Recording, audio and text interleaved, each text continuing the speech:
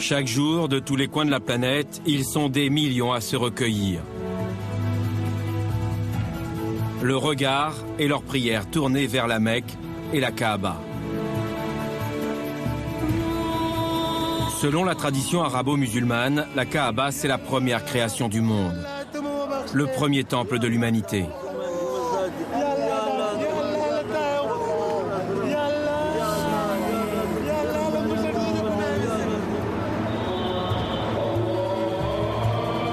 Sous cette toile noire brodée d'or, il y a la pierre noire, une pierre sacrée. 24 heures sur 24, 7 jours sur 7, des milliers de fidèles tournent autour de ce lieu, sur les traces d'Abraham, le père des 3 religions monothéistes. Nous sommes à la veille du Hajj, le grand pèlerinage. C'est l'un des 5 piliers de l'islam. Tout musulman doit l'accomplir au moins une fois dans sa vie. Il y a aujourd'hui près d'1,5 milliard de pratiquants dans le monde et autant de fidèles qui rêvent de ce grand voyage. Dans quelques jours, pas moins de 4 millions de musulmans vont se retrouver ici.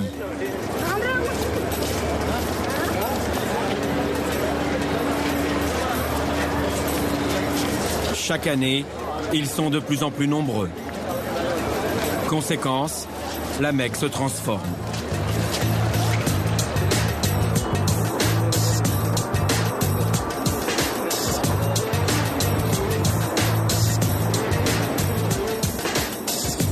Les Saoudiens voient grand, partout les projets immobiliers foisonnent. La ville est un vaste chantier. Ici, il y aura un hôtel, là un palace, des boutiques, plus loin des centres commerciaux. Le pèlerinage est une affaire qui marche et ça se voit. C'est une véritable métamorphose, ça construit de partout. Ça ne s'arrête pas uniquement dans ce périmètre. C'est pire qu'une métamorphose. Je suis en train de réfléchir quel est le qualificatif qui sera le plus approprié. En 2006, le pèlerinage a rapporté plus de 5 milliards d'euros. Et que dire des perspectives? En 2050, il y aura plus de 2,5 milliards de musulmans dans le monde. 2,5 milliards de pèlerins potentiels. Une source de revenus inépuisable pour les Saoudiens.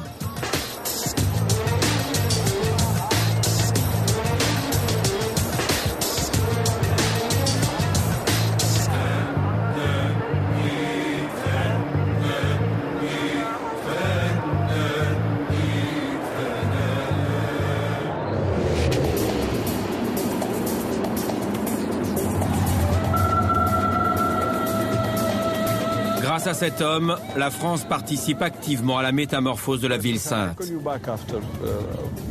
Abderrahmane Belgad dirige en Arabie Saoudite un grand groupe hôtelier français. Une chaîne de plus en plus présente. Il nous emmène ici dans le dernier fleuron du groupe, l'hôtel Zemzem. Pour s'y rendre, il faut emprunter ce souterrain qui passe sous le périmètre sacré de la Kaaba.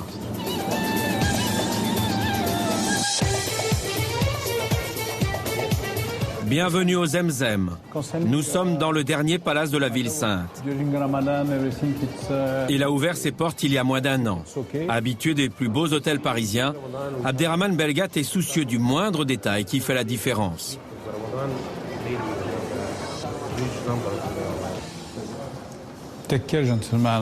Messieurs, s'il vous plaît, je voudrais que ces tableaux soient toujours alignés. Quand recevez-vous ces fleurs? Tous les jours? Chaque matin? Oui, tous les matins. Salam alaikum. C'est impressionnant, hein? Toujours le détail. Bah évidemment, c'est ce qui va faire la différence en tout, hein. Et puis, faut pas qu'on imagine un seul instant que être à la Mecque, c'est uniquement du rituel, c'est uniquement du spirituel.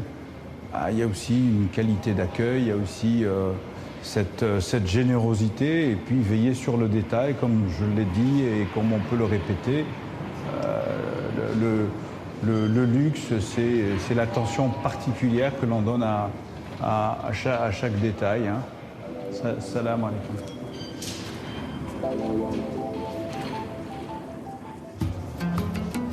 Nous sommes au 38e étage du Zemzem. Là, il y aura les restaurants. Sur 3 étages. Oui, ici, là-bas et en haut. Les 3 derniers niveaux de l'hôtel sont réservés à la famille royale saoudienne. Ah, ce sera une tente. Nous allons accéder au plus haut sommet de la Mecque. Peut-être que le bon Dieu commence à nous dire vous êtes invités à rentrer au paradis. Hein. Oh mon Dieu. Qui peut imaginer ça? Qu'aujourd'hui cela est possible. Vous êtes toujours aussi émerveillé. Là, je suis ému, c'est plus de l'émerveillement, là. Là, je suis ému.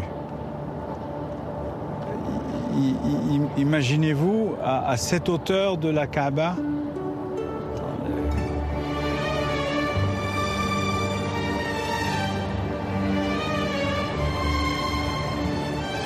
cette superficie peut contenir 2,5 millions de pèlerins. Ces extensions qui sont faites autour nous donnent la possibilité, vont donner cette possibilité d'accroître la capacité d'accueil pour arriver à 4 millions et des poussières. Donc c'est un gros business. Et par contre, ce qui est fabuleux, c'est que c'est un business qui est fait avec un grand respect du religieux, un très grand respect. Et le roi Abdallah aujourd'hui s'implique dans le détail parce qu'il considère, et on considère ici en Arabie Saoudite, qu'ils sont les élus quelque part, ils ont une terre qui leur produit un pétrole qui fait la 25e réserve mondiale du pétrole, mais de l'autre côté, ils se disent, on a une nouvelle manne qui va durer éternellement. Donc c'est la Mecque et c'est Médina. Regardez, pour ce minuscule centre de la Terre, regardez ce qu'on est en train de faire. Mais c'est fait dans les règles de l'art. Il y aura des tours encore plus grandes que celle-ci? Oh, je pense pas quand même. Dès lors que ça abrite le sommet de la famille royale et son premier cercle, on ne peut pas aller au-dessus. Je crois que là, on est à la limite du sommet de la Tour Eiffel. Non, really. Suite de la visite guidée, l'hôtel comprend 1600 chambres, à 1 300 € la nuit parfois. Ce qui est invraisemblable, c'est que de cette chambre, comme une grande majorité des chambres, vous pouvez surplomber donc la maison de Dieu, la maison d'Abraham, et permettre aussi donc, à nos clients de pouvoir se recueillir et faire la prière, puisqu'on considère que nous sommes à côté et dans l'enceinte de la Mecque. This tower is under the construction. C'est construit vraiment partout. Hein. C'est un chantier permanent. Pour donner un chiffre, plus de 13 300 personnes travaillaient nuit et jour pour la finalisation de cette tour Zamzam. Regardez, d'ailleurs, vous le voyez vous-même, hein, il y a des gens, on est un peu plus de minuit, il y a encore des gens qui travaillent 24 heures sur 24.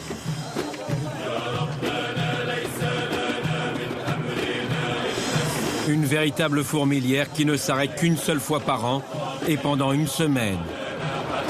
Une parenthèse pour le Hajj. Pour ce grand pèlerinage, les fidèles musulmans viendront de toutes parts, d'une centaine de pays, dont la France.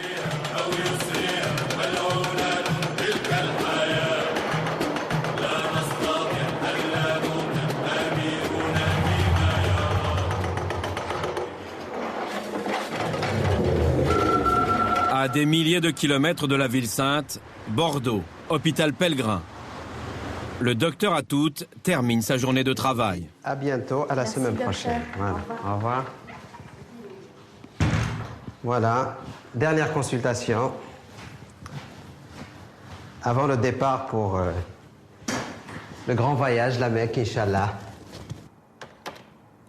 Ce médecin bordelais fait partie des pèlerins qui ont eu la chance d'obtenir un visa pour se rendre à la Mecque pendant la semaine du Hajj. Un privilège. Le royaume saoudien fixe chaque année des quotas. Pour la France, c'est 30 000 pèlerins pour plus de 100 000 demandes. Moi, j'ai éprouvé ça comme un besoin. Je ne sais pas comment l'expliquer. C'est un besoin qui vient de l'intérieur. Hein. Bien sûr, il y a beaucoup de foi, beaucoup de conviction. Et puis un beau jour, on ne sait pas comment ça... Voilà, on décide, allez, on va faire le grand saut et on y va. Bien sûr, il y a l'influence des gens qui l'ont fait, les amis, les frères, les cousins. Mes parents, ils l'ont déjà fait 2 fois. Et c'est sûr que quand on les écoute, on a envie de le faire très vite.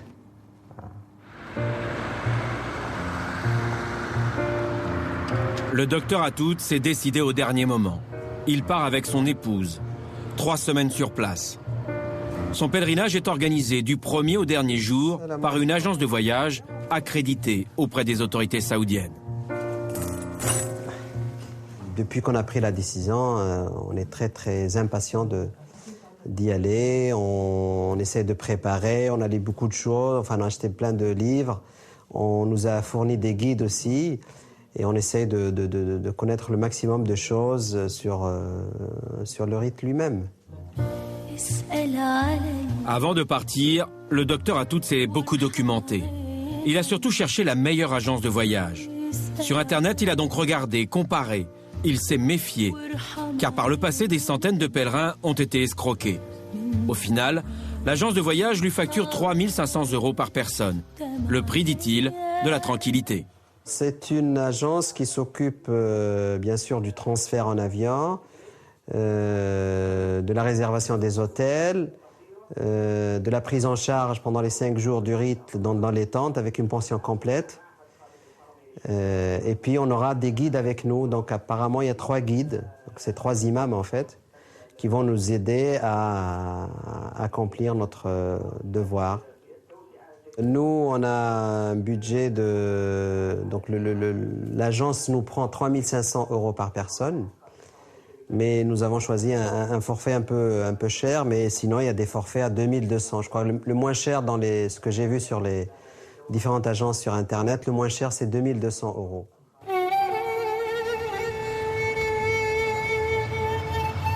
Cette année en France, comme le docteur Atoute, ils sont des milliers à partir pour la première fois à la Mecque.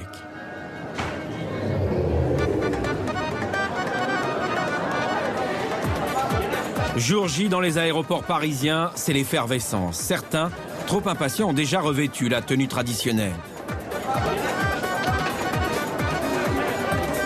Le couple Atoute, lui, arrive de Bordeaux. Avant d'embarquer, il doit récupérer ses documents auprès de son agence.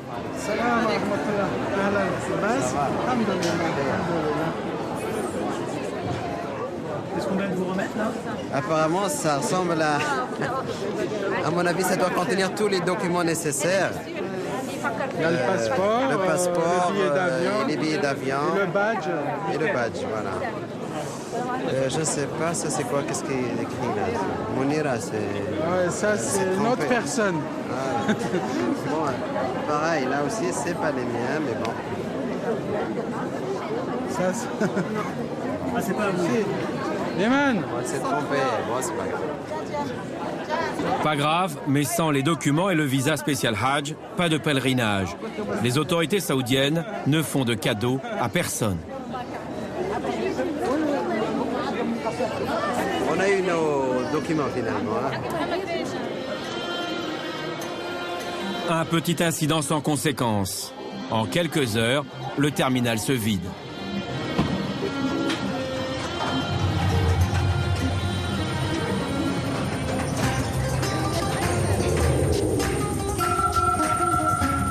Le mont Arafat en Arabie Saoudite. C'est la première étape du rituel.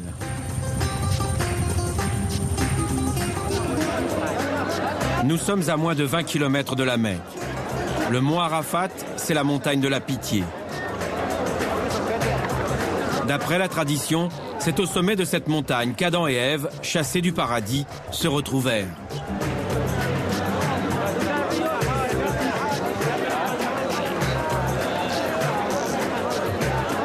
De midi au coucher du soleil, les pèlerins doivent prier. Ils psalmodient, c'est un moment de recueillement.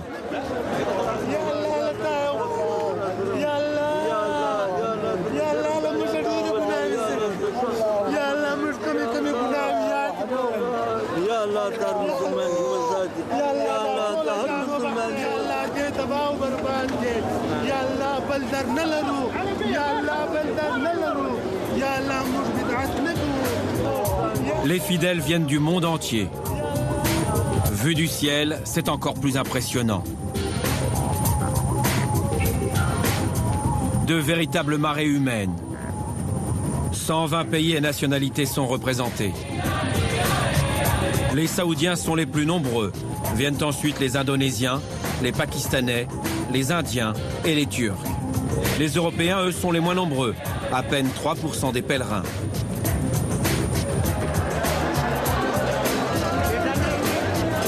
Arafat ne vit qu'une seule journée dans l'année.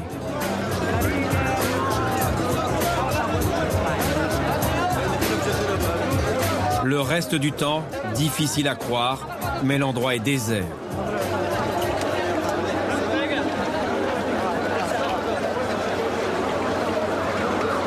Pour se déplacer, les autorités ont mis à la disposition des médias des autobus.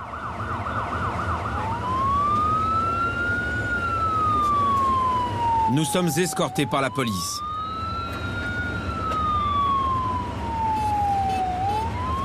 Partout, les mêmes embouteillages.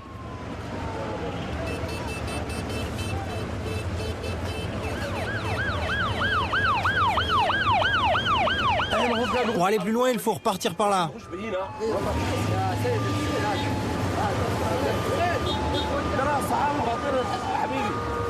Ni l'insistance de notre chauffeur, ni les badges du ministère ne nous permettront de continuer. Nous sommes contraints de poursuivre notre chemin à pied.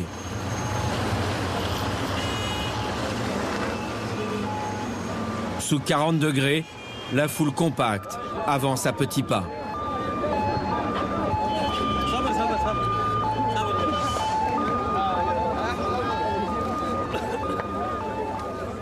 Les heures passent, la situation ne s'améliore pas.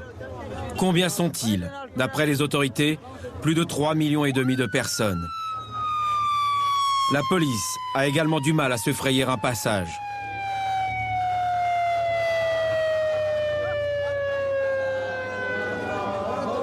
Tous se dirigent vers Mousdalifa, deuxième étape du pèlerinage.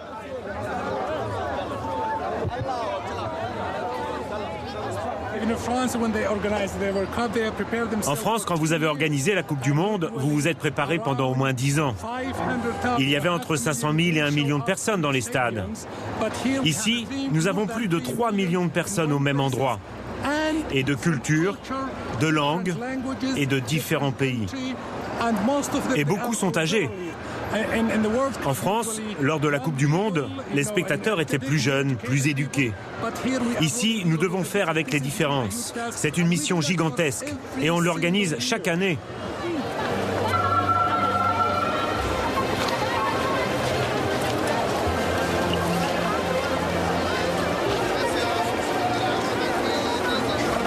Imaginez plus de 3,5 millions de personnes qui se retrouvent sur un territoire pas plus grand qu'un arrondissement de Paris. Plus de 3,5 millions de personnes qu'il faut nourrir 3 fois par jour. Ici, en moins de 24 heures, plus de 2 millions de repas sont distribués gratuitement. Il existe 2 restaurants comme celui-ci. Ils ne sont ouverts qu'à cette occasion et pour une journée seulement.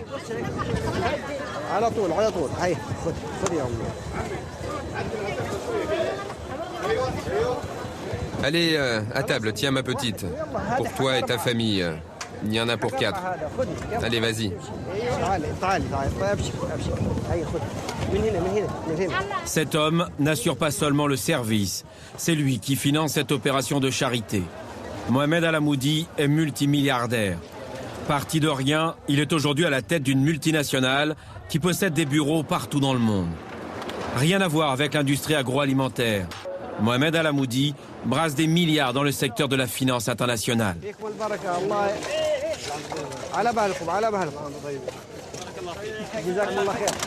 Très sollicité, ce Saoudien remplit là l'un des devoirs de tout musulman, la zakat, l'aumône. C'est avec le pèlerinage l'un des 5 piliers de l'islam.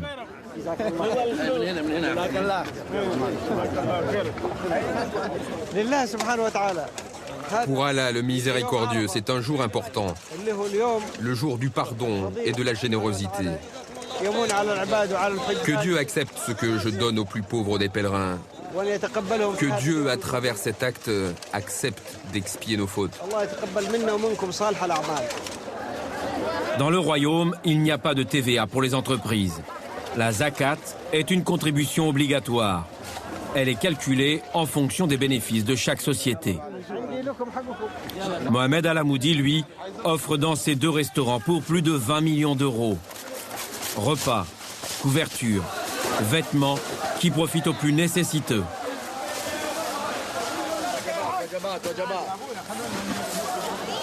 À tous ces pèlerins qui viennent des pays de tiers-monde.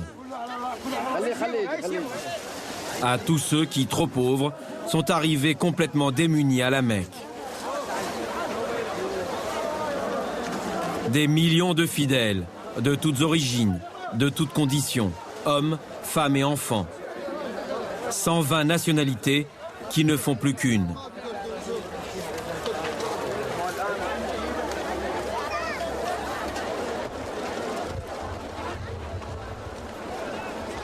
Les campements sont organisés par famille et par nationalité.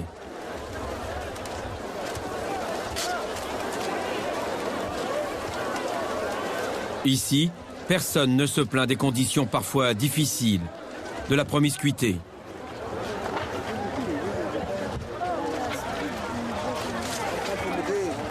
Nous sommes en plein désert.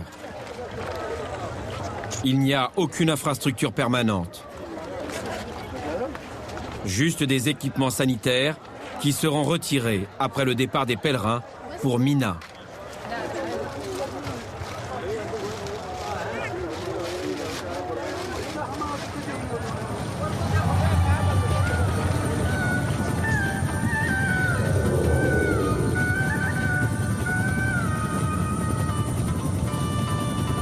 Nous arrivons à Mina, 3e étape de ce grand pèlerinage. À perte de vue des tentes, les autorités saoudiennes en ont monté près de 44 000. Des installations permanentes, mais qui là aussi ne sont utilisées que quelques jours par an. Ici, a priori, les conditions d'hébergement devraient s'améliorer. C'est l'heure du prêche. Nous sommes avec les pèlerins qui viennent de France. C'est ici que nous retrouvons le docteur Atout, dans une tente réservée aux hommes. Ils sont moins d'une centaine, dans 200 mètres carrés. Non, je croyais que c'était quand même un peu mieux quand même. Voilà. Mais bon, voilà, passer la déception du premier jour, on oublie tout ça très vite. Bon, l'agence, elle vous dit grosso modo ce qu'elle vous propose, mais sans rentrer dans les détails, si vous voulez. Quand on pose la question aux gens qui ont déjà fait le pèlerinage, ils sont tellement contents de l'avoir fait, ils finissent par tous dire que ça s'est très bien passé, ils ne rentrent pas trop dans les détails, si vous voulez, dans la qualité du séjour, de l'attente, de la qualité de la nourriture, tout ça. Ce qui fait qu'on a une image, on va dire, meilleure par rapport à ce qu'on a constaté arrivé sur place. Dans notre religion, dans l'islam, la patience est récompensée par Dieu. Voilà. Plus on souffre, plus on apprend à être patient et plus la récompense va être grande. Et c'est ce qui explique le fait qu'on voit des personnes âgées souffrir autant et ne rien dire, ne pas râler, accepter la difficulté et la faire surtout. Je crois que c'est une formidable expérience. De vie en commun, de 100% spirituelle, des conditions de séjour difficiles, mais c'est une expérience formidable. Je crois que c'est ce qu'il faut retenir de tout ça.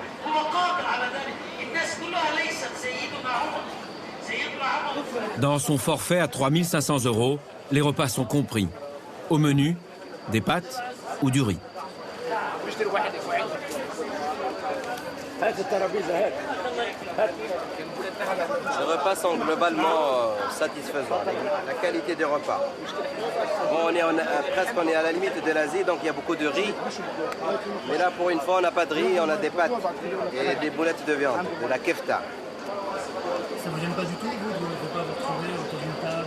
Absolument pas. Absolument pas. Absolument. Mais vraiment, là, je vous dis en toute sincérité, absolument pas. Je trouve ça presque plus sympathique, plus convivial. Voilà, ça permet aux gens s'il y avait des tables un peu partout, les gens ils vont être isolés. par petits groupes, alors que là on est tous dans la même... Comme s'il y avait une grande table finalement, c'est une grande table. Sur la télévision, là,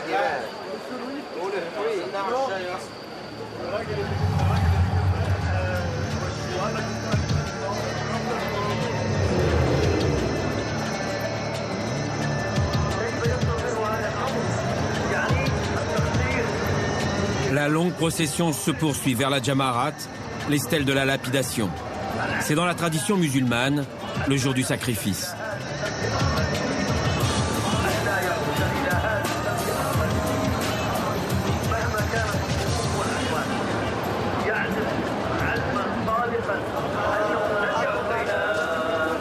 Allah est grand. Moi je trouve ça grandiose, exceptionnel, magnifique. Hein. Tout ce qu'on peut. Il n'y a pas de qualificatif pour décrire ce qu'on ressent à ce moment-là. Là on arrive au Jamarat, donc la lapidation des 3 stèles. Donc on commence par la petite, la moyenne et la grande. Donc là c'est les pierres, donc il y en a 21 pierres plutôt. Donc 7 pour chaque stèle. Voilà, c'est des petits cailloux, enfin, j'ai des pierres, c'est des petits cailloux que j'ai ramassés à Mina. Et en fait, quand on reprend l'histoire, c'est l'histoire d'Abraham avec 3 satans donc, qui ont essayé de le convaincre lui et sa femme et son fils d'éviter le sacrifice d'Ismaël. Et comme ils ont refusé à chaque fois, chacun des 3 a jeté une pierre sur Satan et c'est resté comme ça. Le but de ça, c'est l'invocation de Dieu, dire Allah est grand, Allah est grand, Allah est grand. Il n'y a pas d'autre raison pour ça.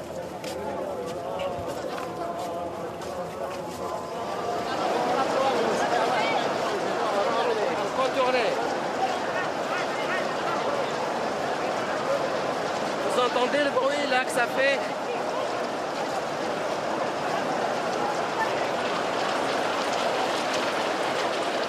Allahu Akbar. Allahu Akbar.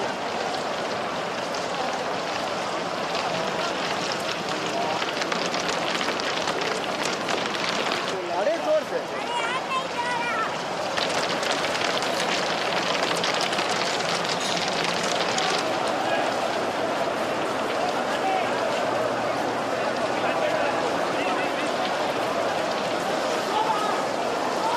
Il me manque une. Là, c'est la 7e. Parce que la première, je l'ai ratée. J'ai touché quelqu'un à la tête. C'est dommage. Et là, il faut que je sorte parce que ça se bouscule beaucoup.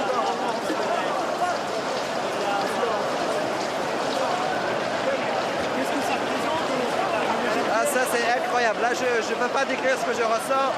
Bon, il y a bien sûr, il y a l'impressionnante, la masse, la foule. Là, c'est quand même incroyable. Et puis, bon, bien sûr qu'il faut jeter, invoquer. Là, les gens, ils s'arrêtent pour prier, pour faire des invocations. Là, on va aller tout droit vers la 2e stèle. Le rituel est suivi à la lettre.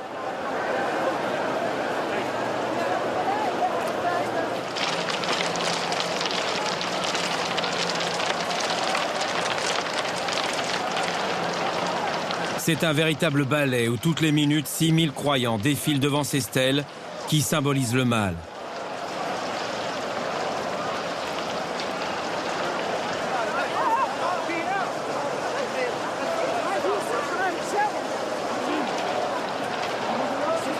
Les bousculades sont nombreuses, le plus souvent sans gravité. Cette année, il n'y a pas eu de drame comme en 1990 où 1426 pèlerins étaient morts juste ici. En 1994, en 2004 ou plus récemment en 2006 où 362 personnes ont été piétinées. Chiffres officiels. Les autorités saoudiennes investissent des sommes considérables pour la sécurité des pèlerins. Et elles veulent le faire savoir. Opération de communication pour les médias étrangers. Nous sommes invités dans le sein des saints de la police, le quartier général basé à Mina. Si vous avez des questions, gardez-les pour plus tard. Allez, venez. Visite guidée dans la salle de vidéosurveillance. Elle est opérationnelle 24 heures sur 24. Rien n'échappe à la vigilance des policiers.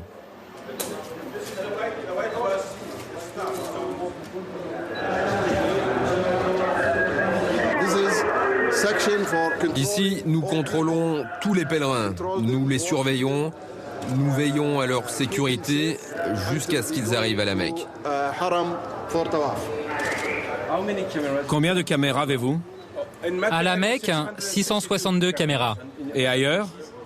Ailleurs, au total, plus de 1200 caméras. Et chaque année, nous en posons de nouvelles. Ça veut dire que vous savez tout? On voit tout ce qui se passe.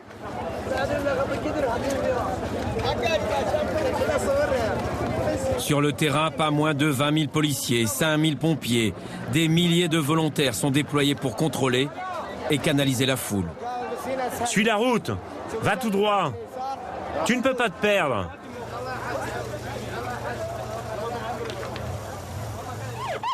Et quand il le faut, les policiers dégagent les artères principales.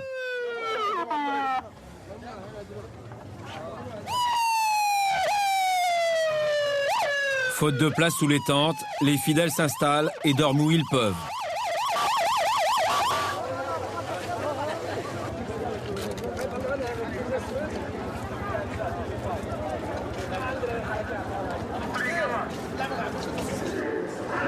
Retour au quartier général.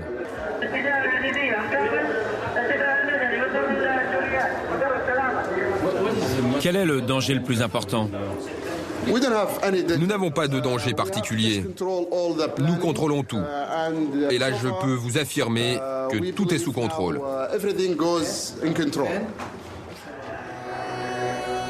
Et nous allons pouvoir le constater. La caméra filme la sortie du rituel de la lapidation. Les croyants se pressent par milliers. La foule est de plus en plus compacte. Dans cette chaleur étouffante et sous la pression, des pèlerins sont pris de malaise.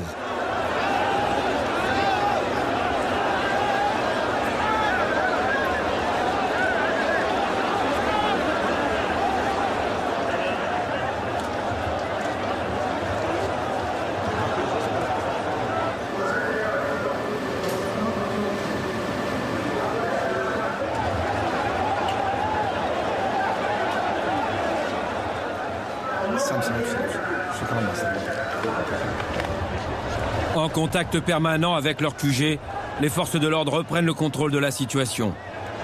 La brèche est refermée, à peine 5 minutes se sont écoulées.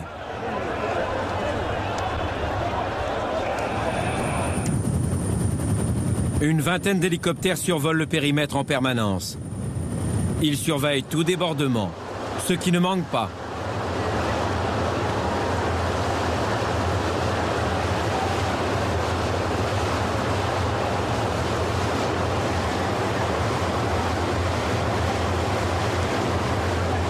Mais là encore, les policiers restent sereins. Leur technique est parfaitement rodée. Ils laissent faire avant de reprendre le dessus.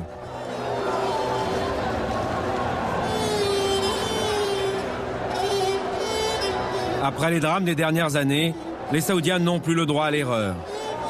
Le moindre incident pourrait remettre en cause la venue à la Mecque de milliers de pèlerins. Une perte pour l'Arabie Saoudite et un frein au développement de ce secteur si lucratif.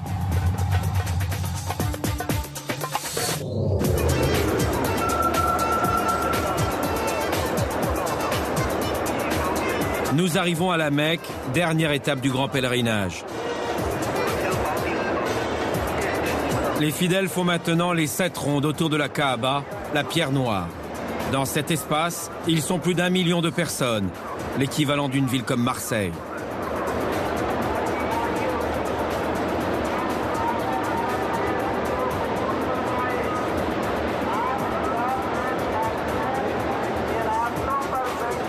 Pour entrer dans la ville, les embouteillages sont nombreux.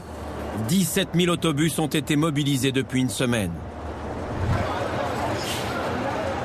Le docteur Atout a quitté Mina il y a plus de 4 heures. 4 heures pour 17 km, il est épuisé. Qu'est-ce qui s'est passé alors là? On est à 200 mètres de l'hôtel, il nous a demandé de faire demi-tour parce que ça bloque. Si on fait demi-tour, ça fait encore 6 heures de bus. Et ça fait 4 heures qu'on est dans le bus. Avec cette chaleur? Avec cette chaleur, et puis l'odeur, là, on a l'impression d'être à Mexico avec cette pollution.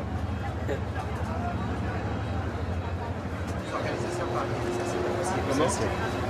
Il y a une désorganisation inimaginable dans la circulation, dans les bus, dans les... Je crois qu'ils sont dépassés, largement dépassés par l'ampleur du Hajj.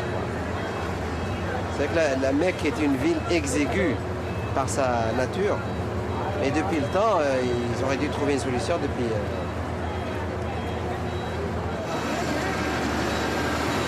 Pour faire 200 mètres, le bus mettra 1 heure de plus. Le docteur Atout va pouvoir retrouver, après une semaine de campement, le confort d'un hôtel 5 étoiles.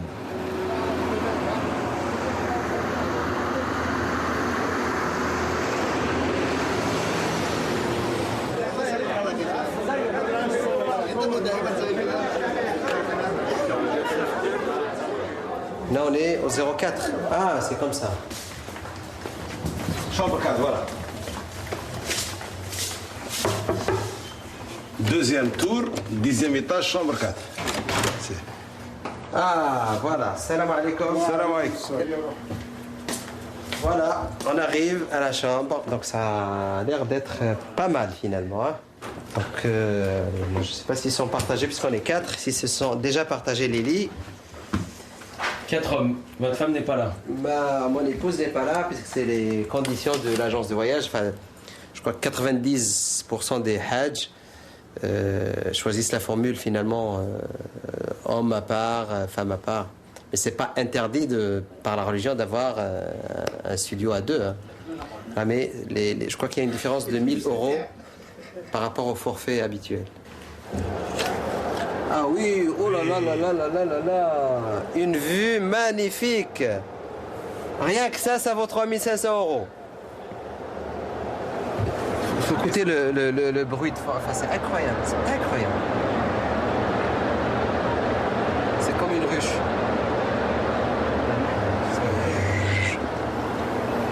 Oh là là là là là là, je crois qu'on a eu une belle chambre là. Ça, c'est vraiment super, super, super. Voilà, je m'installe. Une nuit de repos bien méritée. Allahu Akbar. Allahu Akbar. Alhamdulillahi Rabbil Alamin. Ar-Rahman Ar-Rahim. Maliki Yawmiddin.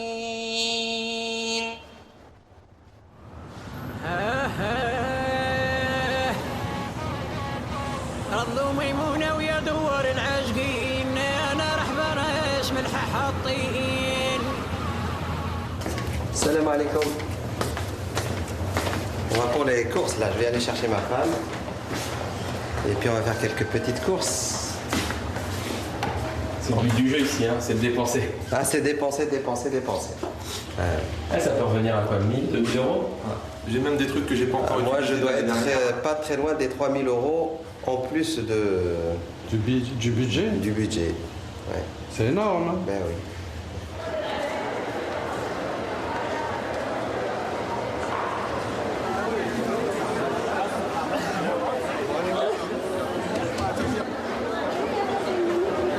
Je crois qu'il n'y a pas un hôtel ici où il n'y a pas un centre commercial en bas. C'est systématique, même dans les grandes chaînes. Hein.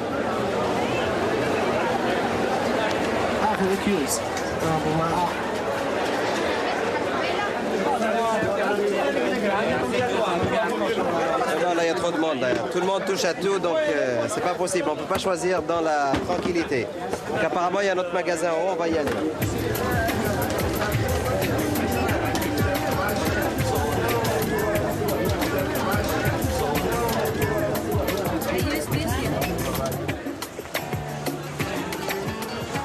Là, c'est business is business. Commerce à H24. Voilà. De toute façon, dans la religion musulmane, c'est une religion qui prône le capitalisme finalement, puisque tout s'achète, tout se vend. Il n'y a pas de différence avec l'Europe, quoi. La différence par rapport à l'Europe, c'est la négociation ici. On peut tout négocier. Et ça, c'est remarquable pour les acheteurs. Hein.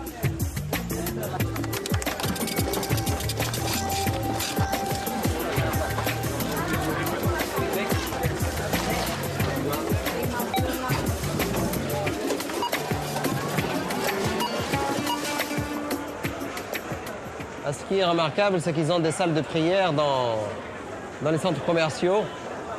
Et c'est considéré comme une partie de la mosquée sainte. Là, il y a des magasins qui commencent à fermer. C'est bientôt l'heure de la prière. Et donc là, tout le monde ferme. C'est-à-dire que la prière, c'est le seul moment où le business s'arrête. Le business s'arrête au moment de la prière.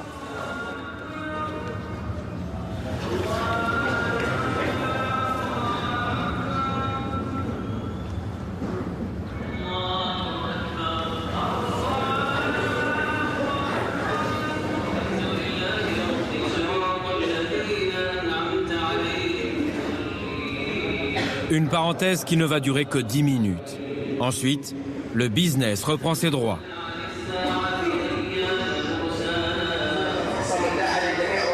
Vente aux enchères dans une joaillerie.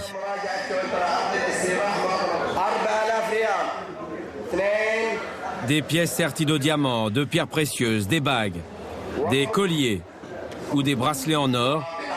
Ici, en une semaine, on fait la moitié du chiffre d'affaires de l'année. Le commerce est florissant. Il dit que la journée a été très fructueuse aujourd'hui. Bon, on n'ose pas lui demander ce qu'ils ont vendu, mais c'est vrai qu'on voit un peu de tout.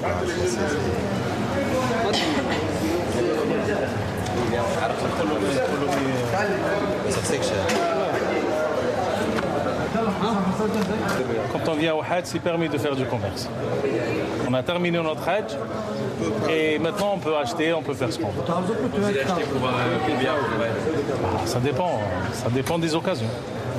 Mais c'est des milliers d'euros? Non. Des dizaines de milliers. Moi, je vais être un peu plus modeste que le monsieur. Moi, je ne dépenserai pas des dizaines de milliers d'euros. Moi, j'ai... Non, pas des dizaines de milliers.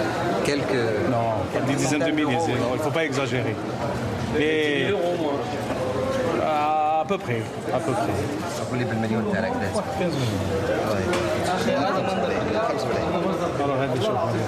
Comme dit Rasulullah sallallahu alayhi wa sallam, même ça veut dire celui qui veut faire du commerce pendant le Hajj, il n'y a pas d'interdit, ça veut dire c'est permis. Même le commerce. Hein. Et nous, c'est pas du commerce, c'est des cadeaux pour la famille.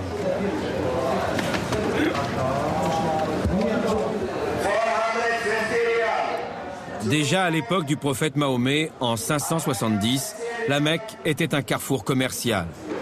On venait de toute la péninsule arabique et d'ailleurs pour troquer, acheter, vendre.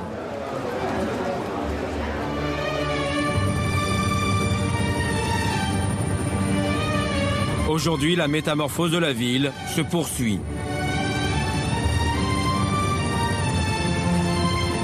Difficile à imaginer, mais il y a quelques siècles, la Mecque n'était encore qu'une immensité désertique, comme ici. Mais la Kaaba et la pierre sacrée ont attiré de plus en plus de croyants. Au fil des siècles, le territoire sacré s'est agrandi.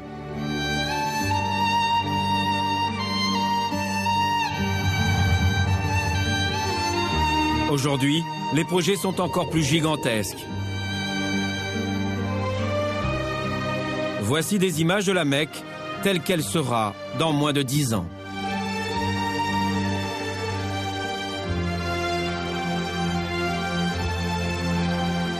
Des magasins, des centres commerciaux, des artères plus grandes, plus fluides. Une nouvelle mosquée plus futuriste. Et un TGV entre la Mecque et Médine, l'autre ville sainte du royaume.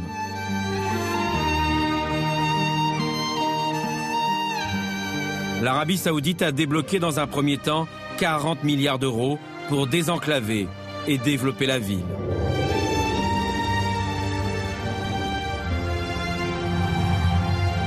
Au lendemain du grand pèlerinage, nous sommes retournés à Arafat, à Mousdalifa et à Mina. ces lieux saints où la veille encore, ils étaient des millions à communier.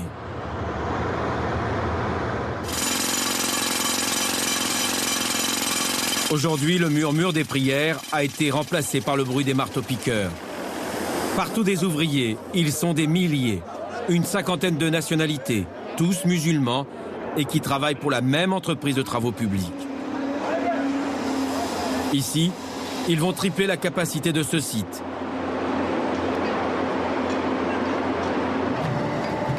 À la Mecque, ils participent aux travaux d'agrandissement de la mosquée qui entoure la Kaaba.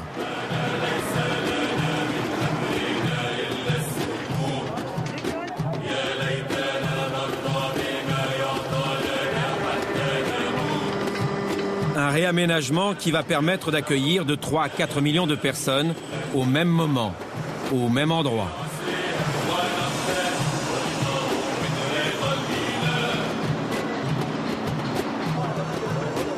Ce bâtiment qui domine la Kaaba, c'est le palais royal.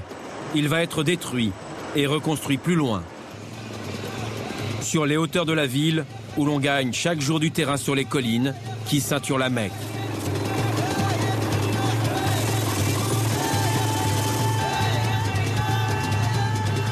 Ici, le mètre carré de terrain constructible est le plus cher au monde. Entre 120 et 150 000 euros, 10 fois le prix du mètre carré sur les Champs-Élysées. 120 à 150 000 euros pour une concession valable uniquement pendant 25 ans. Et les promoteurs se bousculent, des Saoudiens, des Koweïtiens, des Qataris. Les places sont chères et toujours plus convoitées. Mais seuls les musulmans sont autorisés à investir ici. 5 tours de 40 étages vont voir le jour avant 2010. La majorité de ces travaux ont été confiés par la famille royale au groupe Ben Laden. À titre exceptionnel, nous avons été autorisés à filmer leur siège, tout en marbre. Dans le hall, les maquettes des 2 grandes mosquées saintes. Le groupe est le plus gros entrepreneur du Moyen-Orient. Depuis le 11 septembre 2001, la famille Ben Laden fuit les médias. C'est leur porte-parole qui nous reçoit. Ces projets sont d'une grandeur inouïe. Que ce soit celui de la mosquée ou de la Kaaba. Ils ont été salués par la presse internationale. De tels projets entre les mains d'un seul groupe, c'est unique au monde. Et c'est au service des pèlerins.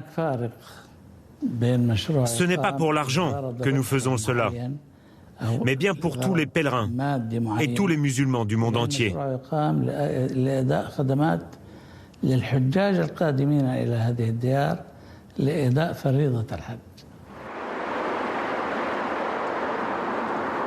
Le développement de la Mecque est indissociable des Ben Laden.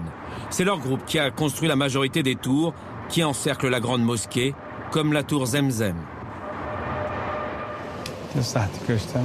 Nous retrouvons Abderrahman Belgat.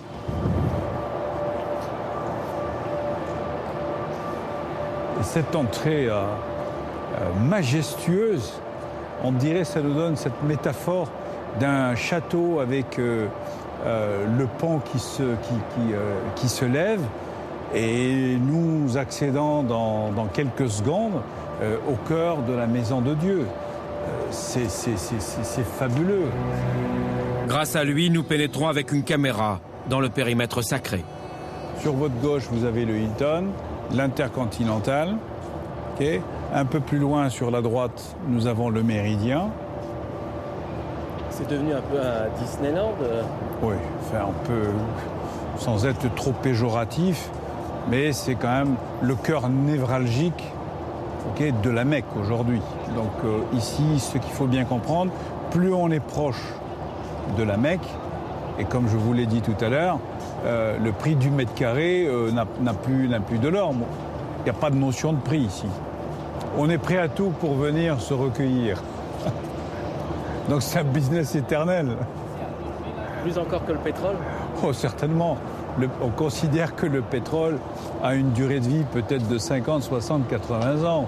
Mais si vous prenez aujourd'hui, en termes de prospective, l'horizon 2050, on prévoit quand même un doublement de la population musulmane, c'est-à-dire de 1,3 aujourd'hui à 2,5.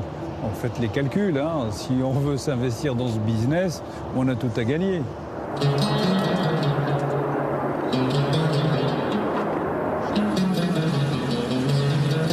Un business éternel. Les Saoudiens en sont désormais convaincus. Pour la première fois, ils organisent un forum sur le tourisme religieux.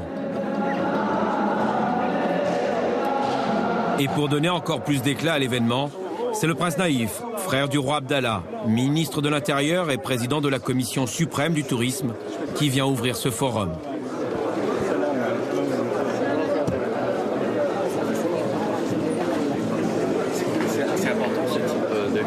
C'est tout simplement la reconnaissance que le tourisme religieux est devenu non pas important ou utile, mais qui est devenu essentiel à la vie économique, sociale du royaume. C'est un événement majeur. Ce n'est plus une métamorphose, c'est une véritable révolution culturelle.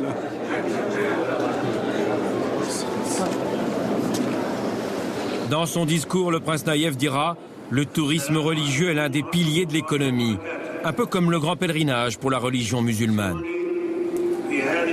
En Arabie Saoudite, un tel discours est forcément suivi des faits. C'est une nouvelle ère qui commence.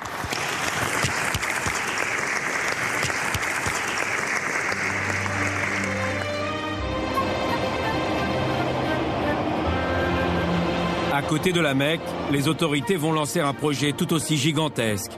C'est la ville touristique du roi Abdallah, une ville prévue pour 700 000 pèlerins qui souhaitent investir et s'implanter autour de la ville sainte. 20 milliards d'euros d'investissement.